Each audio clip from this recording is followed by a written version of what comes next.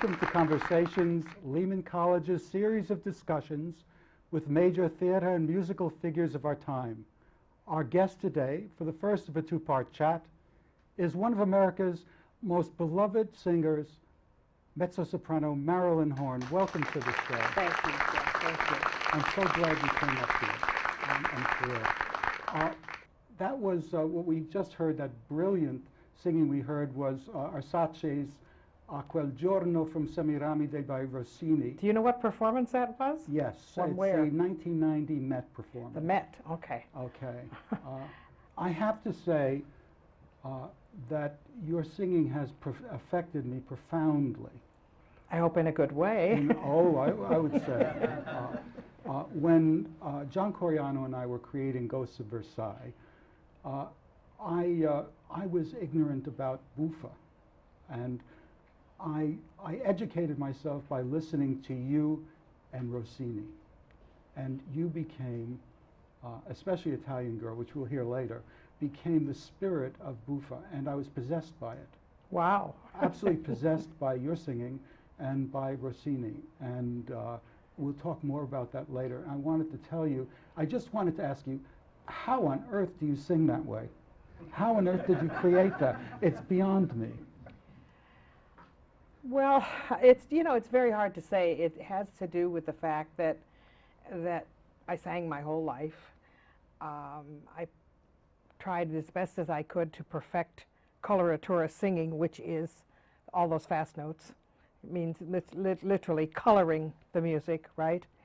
And one of the things that my father, who was very much instrumental in sort of being my mentor and all of that when I was growing up, because I've sung since I was like that, said to me, "You're not really a singer unless you can sing coloratura." And he knew that was just the kind of thing to get me going, right? So I worked very, very hard at getting it. But because I think I sang so many years church music and a lot of the great church works of Bach and Handel, etc., which have a lot of coloratura in them, it was already a technique that I had going. I see. Well, we have, as a matter of fact, we can hear where you started. We have I think it's your first recording of you singing Winter Wonderland. Bob Kahan, your friend Bob Kahn, he pronounces it Kahn. He was kind enough to send it along. No, wait a minute. Nobody has a recording of that. We have it. Okay, this is definitely going to be interesting. And we have a recording of you and your two sisters singing. One sister. One sister. Who is the other woman? Sister-in-law. Sister-in-law. I know what you're talking about. Yes. Is something that we did absolutely ad-lib for a film. Yes. Right? Yeah, that we did for England. Yes. South Bank show. That's it. That's right. We have you, you and your sister and sister-in-law, Joanne and Gloria, singing something that you sang together when you were younger. Is that correct? No, we sang a lot together when we were younger, but not that. They at the time they said, "Could you sing something for us?" And we all looked at each other and we said, "Well, let's harmonize something." And that's exactly what we did on the spot. Oh my God! I got to sing the melody. So. Are you listening? In the lane, snow is glistening. A beautiful sight. We're happy tonight, walking in the winter wonderland. Oh, please remember me when you return. You'll find me waiting here.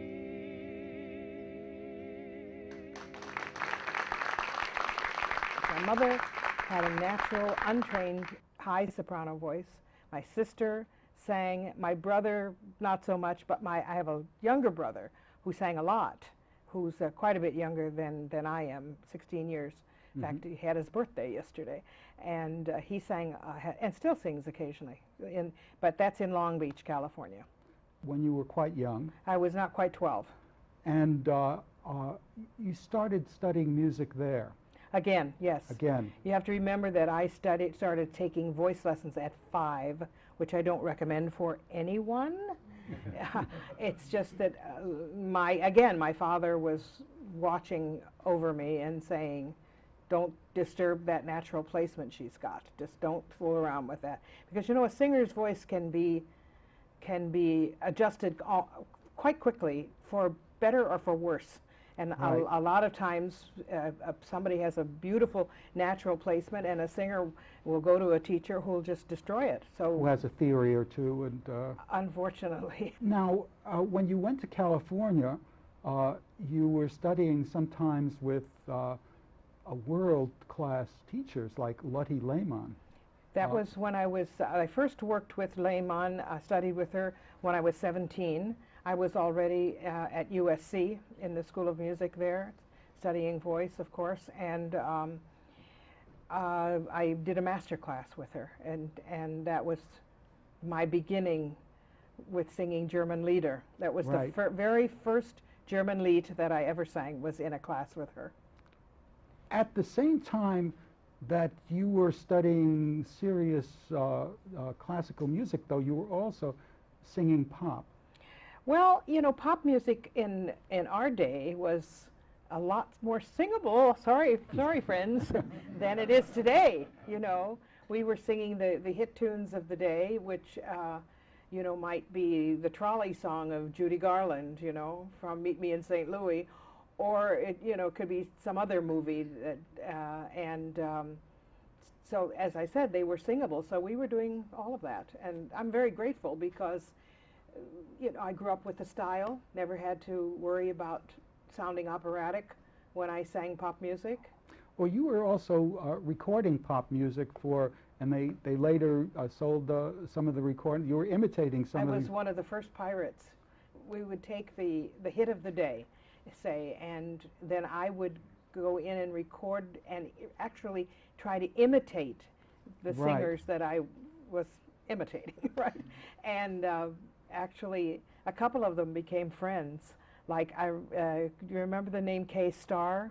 Oh, yeah. Well, her Wheel of Fortune is one of the things that I recorded for Pirates, and we became really good friends much later on. And they sold those pirated recordings in supermarkets. That's right, that's right. We got a few of them for that South Bank show, but unfortunately the gentleman who was the conductor and arranger for all of those right. recordings had gone to his great reward, and his wife just didn't know where everything was in the garage. So we only got a few of them. Now, but who thought I'd be worrying about those things, 50 years later? Later on, you are a singer who conquered the world, really, with your singing, who were at the top of your profession, and you're a Native American who sang in Bradford, Pennsylvania, Long Beach, California, and certainly in Long Beach, that meant Los Angeles also. Yes, that was the big pool there.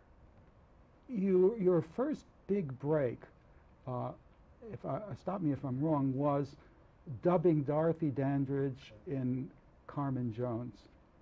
That was certainly one of them.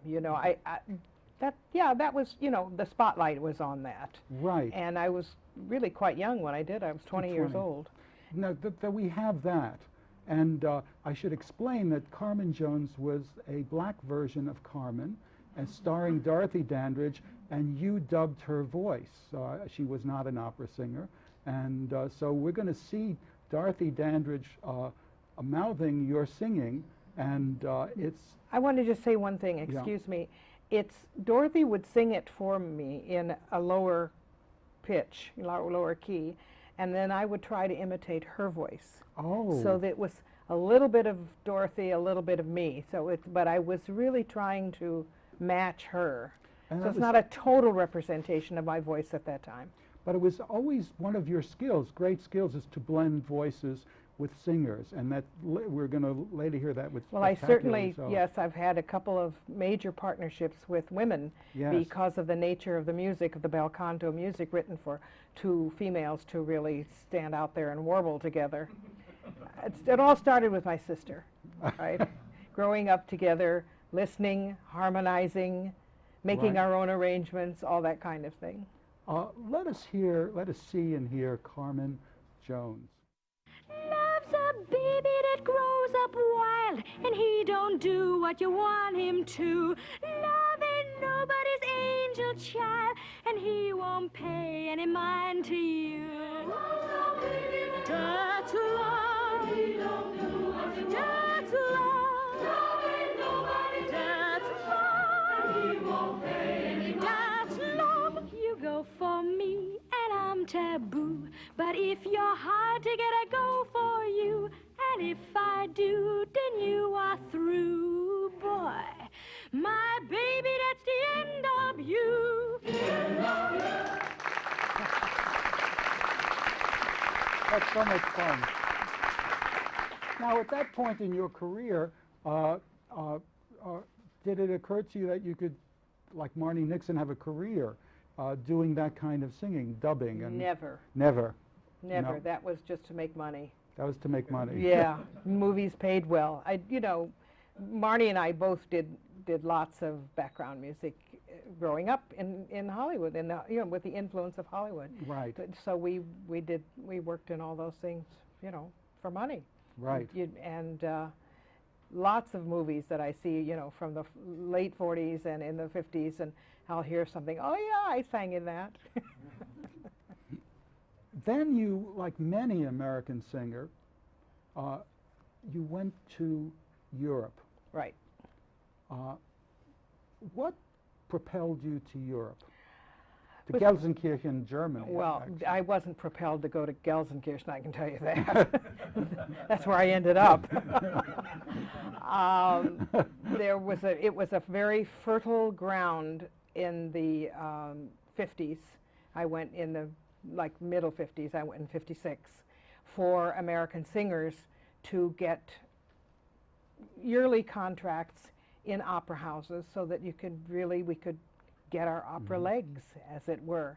You could sing, several performances a week, sing many different roles, and they could be leading roles in small houses, and that's the reason I went there, is to start on a small level, provincial, let's say, and go up from there, and ended up in a place called Gelsenkirchen. At this era, there were many Americans, and Europe, and to this day, Americans go to Europe, and they do very, very well. Yes, they do, and you know what? I teach greatly now, a lot, and let's say, I teach a lot. I don't, whether it's great or not, I'm not sure, but it's still a very good place to go. It's not quite as fertile as it used to be, and especially when the Iron Curtain fell, whoa, all those big voices from the East came Right. in, and the opera world was looking for big voices to sing the big Verdi roles, the big Wagner roles, etc., because we were starting to have a real dearth of them. We still don't have enough, but that changed the situation there. Plus the situation changed when some of the opera houses no longer went full time and that kind of thing. But when I was there, it was full tilt ahead, and there were at least 60 opera houses, full-time opera houses, in West Germany alone. But why were American singers so much in demand? I'm not so sure we were in demand. What I'm sure about is that we had been well trained, and they hadn't eaten so well during the war. We were okay. healthy. We got there and in the bloom of health, and I think a lot of that. And maybe some of the Europeans who had been in Europe had come over here and taught the Americans, and That's true. and they're shipping them back. Well, of course, most of our teachers were refugees from Hitler. Right. We were very, very lucky in that respect. That's one of the good things World War II did for us. Right. And greatly influenced by that. Well, Lotte Lehman was certainly one of them, although Lehman was already living in the United States, I think, just about by the time the war started. I then went to the Music Academy of the West Right. with her when I was 19, and studied with her one whole summer there, and that's where I have my biggest job now. I have her job. I noticed that you're doing one of my favorite operas there in the whole world, Viaggio a Reims. Yes, we did it this summer, and by Rossini. Right. It's the second time. I've been there now since 1994, full time finally in 1997, I think, and that's the first year we did a complete opera and started with Viaggio a Reims. And you know that old saying, "Fools rush in." Well, doing Viaggio a Reims. That's an impossible opera. Oh, it demands 14 fantastic singers, and also young singers don't really have a grasp of the style of Rossini yet, and it takes tremendous coaching from our staff. A lot of arranging the parts. You know, the ornamenting of the parts means decorating the parts literally, which was de rigueur if you sang Rossini. Right. And that opera particularly, he was writing for the greatest singers of his day. So it really is quite an undertaking, but both times we have had enormous success and the students have really risen to the challenge. Right. We have a recording of you, I think it's from Berlin, a fragment of you doing Marie in Alban Berg's Wozzeck. It's Berlin in the 60s, I believe. It's just a fragment. Are you sure it's Berlin? Well, you can tell Oh, me. listen, My question is the same. I did it in Gelsenkirchen, is where I first did it, in 1960. And then the next time I did it was in the fall of 1960 with the San Francisco Opera. I made my debut.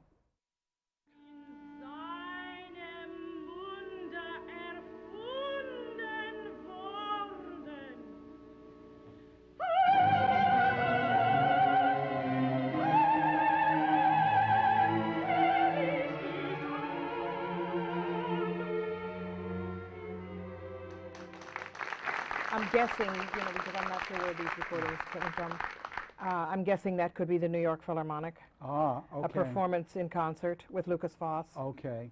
My question is, though, well, you sang it in Gelsenkirchen, and certainly the temptation to become a Wagnerian you had the equipment to do that kind of singing for the rest of your life if you had chosen it. Am I wrong?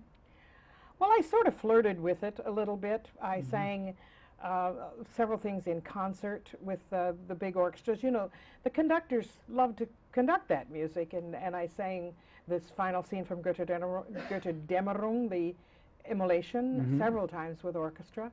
And the first act of Valkyria, I sang Sieglinde. And, you know, big pieces like A Perfido of Beethoven, which was associated with heavy sopranos. And I flirted with it, but, you know, I finally, and then I also sang a lot of the big mezzo roles of Verdi. Right. But I always kept one foot back in the bel canto repertory because, well, I felt that I could do it better than anybody else. So why should I then maybe go into an arena where maybe I wasn't the best, you know? I had the feeling, listening to you doing some of those heavier roles, that you could have done just about any damn thing you chose and done it better than anybody else. Oh, too. that's so nice of you, but I have a suspicion, no. You can say that and I'll love it, but not true. No, my brain tells me else.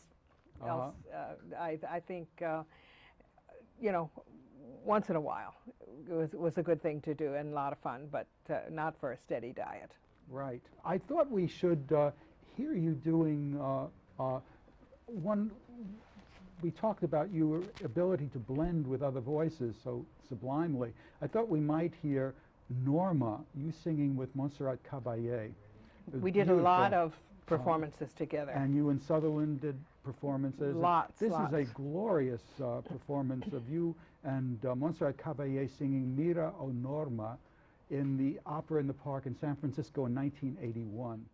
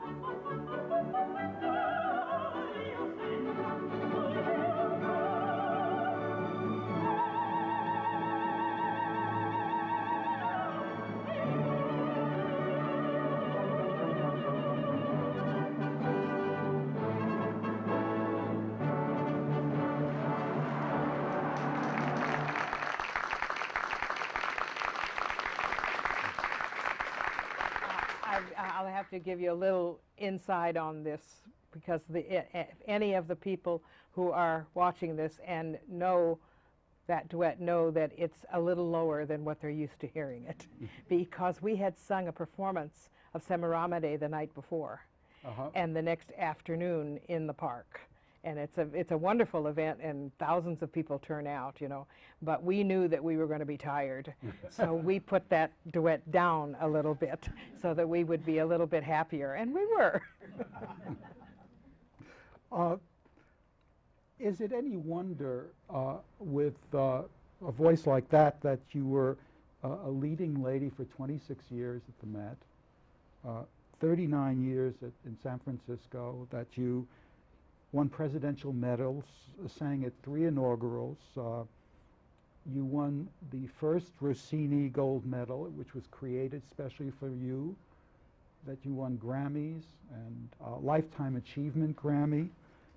You're even in the Hollywood Bowl Hall of Fame. It doesn't surprise me at all. And well, it's been a good go, I can tell you that for sure. And as a matter of fact, the last time I sang at the Hollywood Bowl, which was a couple of years ago, they had a Sesame Street evening, and I sang on that. Was you know, tons of fun, and 3 absolutely packed houses, and the Hollywood Bowl seats 20,000 people. And I started to figure backwards, you know, when the first time I had sung at the Hollywood Bowl, and that was when I was 13. In the Roger Wagner Chorale. Right. We were doing an MGM night at the Hollywood Bowl, which was really heaven. Andre Previn was about 19 or 20, and he played the rock variations. And I remember Catherine Grayson and Mario Lanza, who was just starting at this, so that was 47, right? And sang the duet from Butterfly. And he was at his most wonderful and most gorgeous and everything. And the piece that we sang, this always amazes people, is a piece called Halloween. And I remember it, Halloween, Halloween, blah, blah, blah, blah, blah, blah, blah, blah, was written by Lionel Barrymore. How's that? That's amazing. That's some nice trivia, isn't it? But anyway, it had been 50-some years since I had first sung in the Hollywood Bowl, and sang many, many times, all kinds of music at the Hollywood Bowl.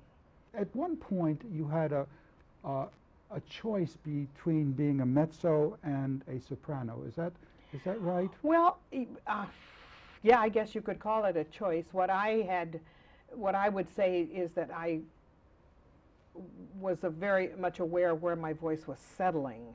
And having sung since I was a little tiny thing, you know, my first performance in public was at age 2. I swear that has to do with the Shirley Temple influence, that, right. that they put me out singing then. But always had been a soprano, always had the high voice, did not have the low voice when I was young, but it arrived with puberty. This happens also, just suddenly a whole octave arrived on the bottom of my voice. But I was very comfortable singing as a soprano, therefore I continued as a soprano. But by then, you know, when I was about 18, 19, 20 years old, people would say, "Are you sure you're not a mezzo?" And I'd say, "Well, I don't think so," you know. But I went on singing as a soprano, and all my days in Gelsenkirchen were as a soprano. And then when I came back again, when I started with the San Francisco Opera as a soprano, but I started creeping into things like Carmen, right. The Barber of Seville, Italiana, all that kind of thing, you know, which are basically written for mezzos. And then I began to realize that the Verdi soprano roles were just about a tone too high for me. I was much happier just a little lower.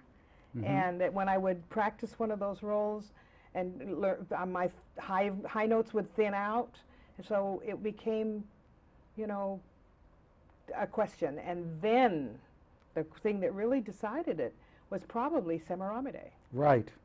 Marilyn, they're frantically signaling that this first part is almost over. It's been a great pleasure to speak with you today, and I'm looking forward to chatting with you about the rest of your incredible career next time.